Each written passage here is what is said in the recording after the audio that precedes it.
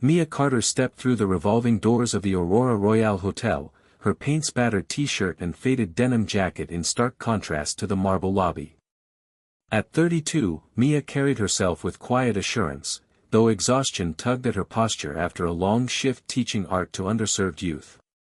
Her gray baseball cap sat low over a loose ponytail, and her worn jeans spoke of someone who prized purpose over presentation. As she approached the reception desk, Mia caught her reflection in the polished brass rail, a woman dedicated to her community program, not to couture. The male clerk, Lucas Reed, barely looked up. His name badge glinted beneath the chandelier light as he asked in a clipped tone, "Name, please?" "Mia Carter," she replied, offering her driver's license. Lucas examined it with exaggerated care, then exchanged a glance with his colleague, Sophia Lane. None of the usual courtesy appeared, no preloaded room key, no warm greeting. "I see no reservation under Carter," Lucas said, voice edged with skepticism. Mia felt her cheeks warm but kept her tone even. "My husband called ahead. Henry Carter owns this hotel." Sophia's eyebrow arched. "We get this occasionally. People claim they're related to Mr. Carter for perks." The lobby, once alive with soft piano music, fell oddly quiet as a few guests paused to watch. Mia inhaled slowly. "I'm not claiming. I am Mia Carter." She rested a hand on her backpack strap. Lucas's lips curved into a thin smile. "Perhaps you prefer another hotel downtown, one more suited to casual attire." The suggestion cut deeper than embarrassment, it implied she didn't belong in her own husband's property. She squared her shoulders. "I'll wait here. My husband will arrive soon." Lucas tapped his keyboard. "No note from Mr. Carter. And I'm afraid we're fully booked." The words hung in the air like a verdict. Mia stood silent but resolute, understanding that this was more than a missing reservation, it was a judgment of her worth. Mia Carter remained at the reception desk as the afternoon light slanted through the hotel's stained-glass windows. Lucas Reed shifted in his seat, clearly eager to move on to paying guests. Beside him, Sophia Lane leaned close, whispering, though loud enough that Mia and nearby patrons could hear. "Maybe she's an imposter," Sophia murmured, eyes flicking to Mia's paint-stained clothes. Mia drew in a measured breath. "Please call the duty manager," she said, voice calm but firm. Lucas shook his head without looking up. "Mr. Carter's away at a conference. And I'm the most senior staff member on duty." She paused, considering her options. Finally, "Then call Mr. Carter directly. I guarantee he'll want to know his wife is being turned away." Lucas glanced at his screen, feigning busywork. "We don't call Mr. Carter for every guest, madam. Especially not one who looks like they just left a workshop." A few guests in line tensed, exchanging uneasy glances. Mia noticed a distinguished older couple watching with sympathetic eyes. The husband cleared his throat. "Is there a problem here?" he asked politely. Lucas straightened. "No problem, sir. We're simply directing this guest to more suitable accommodations." He pointed toward the lobby exit as though guiding a stray dog. Sophia shot Mia a look of thinly veiled relief. Mia felt indignation rise but refused to match their tone. "I'm not leaving. My husband owns this hotel. I want a room." Lucas's lips pressed into a tight line. "We require pre-authorization for high-value bookings. No form of ID or payment on file. You must go elsewhere." His gesture toward the door bordered on dismissive. Mia steadied herself. "I'm not going elsewhere. I'll wait until Mr. Carter returns." Behind Lucas, Sophia's lips curled into a smirk. A line of guests formed behind Mia, some tapping phones, others whispering. A security guard, Jonas Cole, appeared at their side, uniform crisp and expression unreadable. Jonas offered Mia a polite nod. "Madam, I'm afraid I must ask you to leave." Mia met his gaze. "I'm his wife," she said quietly. In that moment, the lobby felt colder, its luxurious trappings irrelevant in the face of raw prejudice. Mia held her ground as Jonas extended his hand, ready to escort her out. Sophia and Lucas exchanged a final glance of triumph. "Let's not make this a scene," Lucas murmured. Mia's jaw tightened. She would not be the punchline of their elitist assumptions. As Jonas Cole escorted Mia Carter toward the lobby exit, murmurs rippled through the gathered guests. Mia felt the weight of every gaze, curiosity, discomfort, some amusement. The hotel's grand piano chimed softly behind her as she and Jonas reached the revolving doors. Just before she stepped through, Mia stopped and turned. "This is not a disturbance," she stated calmly. "I am trying to check into my husband's hotel after a long day's work." Jonas hesitated, his grip relaxing for a fraction of a second. Lucas Reed advanced. "Madam, you were asked politely. If you refuse to leave, it becomes disorderly conduct." His voice never rose, but every word was a threat. Sophia Lane hovered behind him, arms crossed, face cold. A small group of guests formed a half-circle, some recording with phones. Mia's eyes met Jonas's. In his expression she saw a flicker of doubt. "Sir," she said, voice soft, "please reconsider. I'm not trespassing. I simply want what any guest wants, a room." Jonas's hand lowered almost completely. He glanced at Lucas and Sophia, then back at Mia. Lucas broke the silence with a sigh. "I insist," he said, and motioned Jonas forward. Jonas straightened, shoulders squared. "Madam, please step this way." Mia realized the next moment would define everything. Either she'd be pushed out into the street, or someone would intervene. She took one step forward, then froze. A sudden hush fell as Henry Carter appeared beside the reception desk. Dressed in a charcoal suit, hair threaded with silver, his presence commanded attention effortlessly. He watched the scene unfold with impassive eyes. Jonas's shoulders slackened, Lucas and Sophia stiffened. Mia's heart pounded.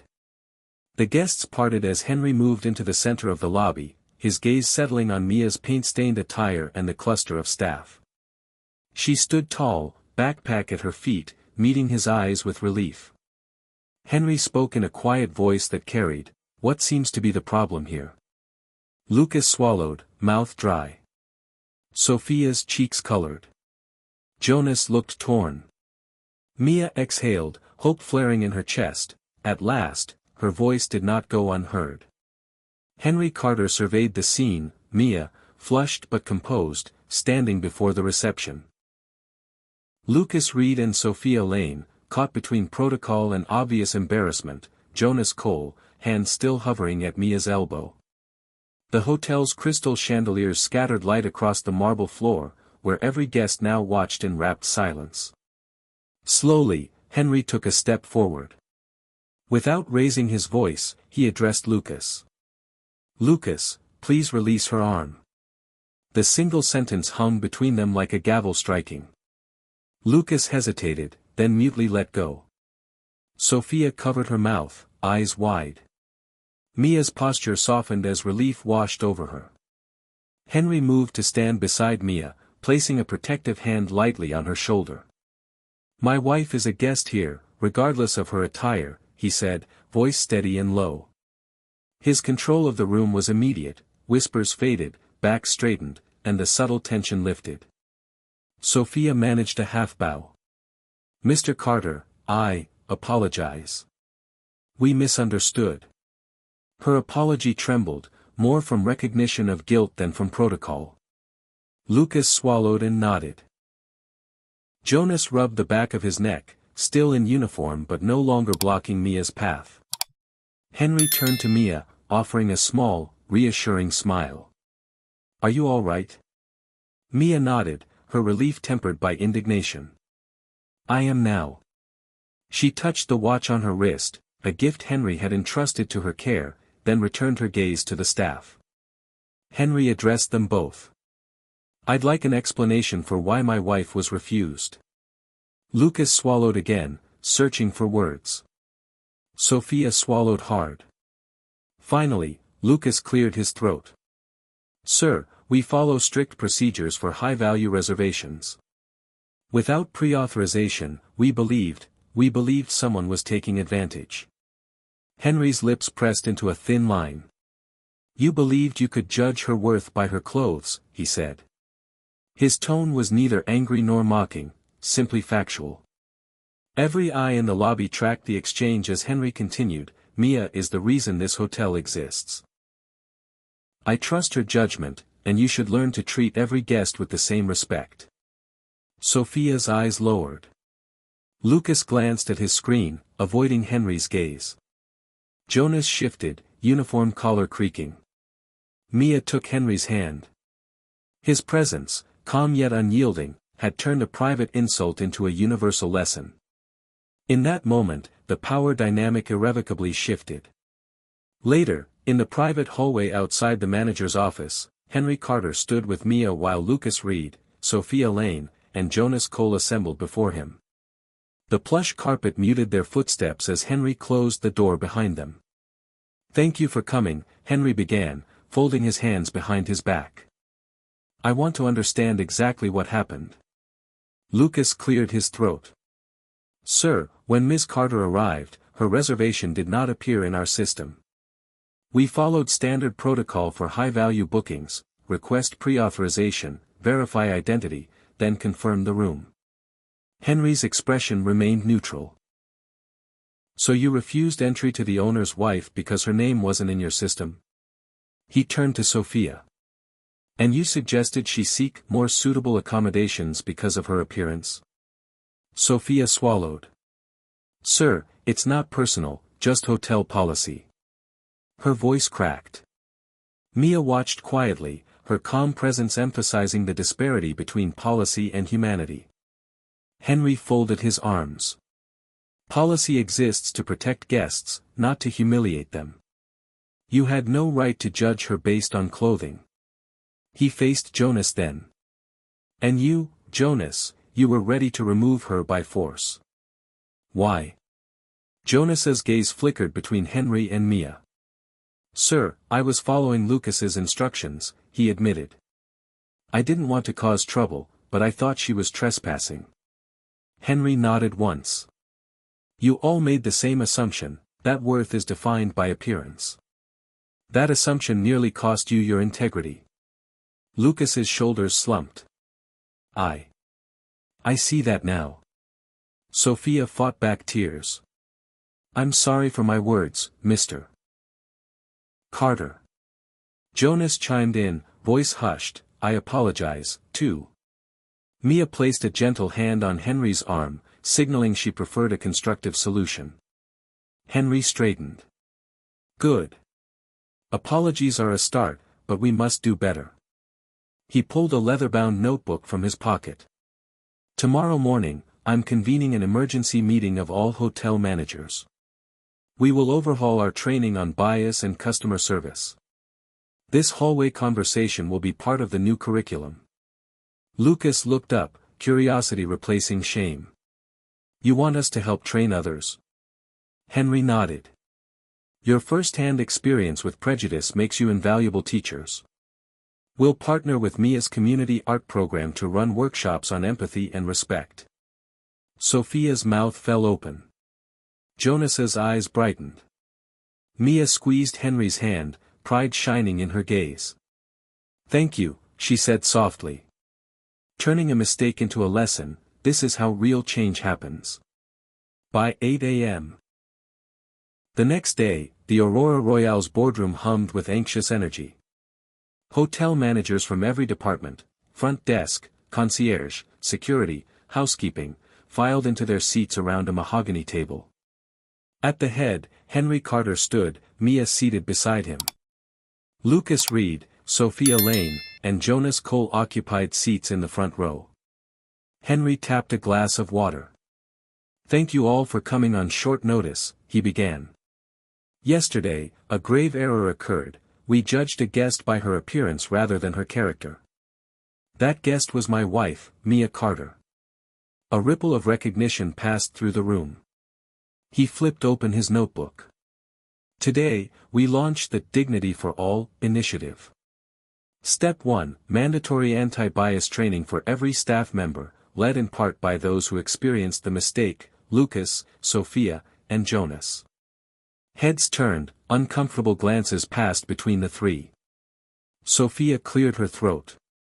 Mr. Carter, we're honored, but this is unprecedented. Henry's gaze was steady. Unprecedented precisely because it's necessary. We'll partner with Mia's Outreach Foundation, which empowers underserved youth through creativity.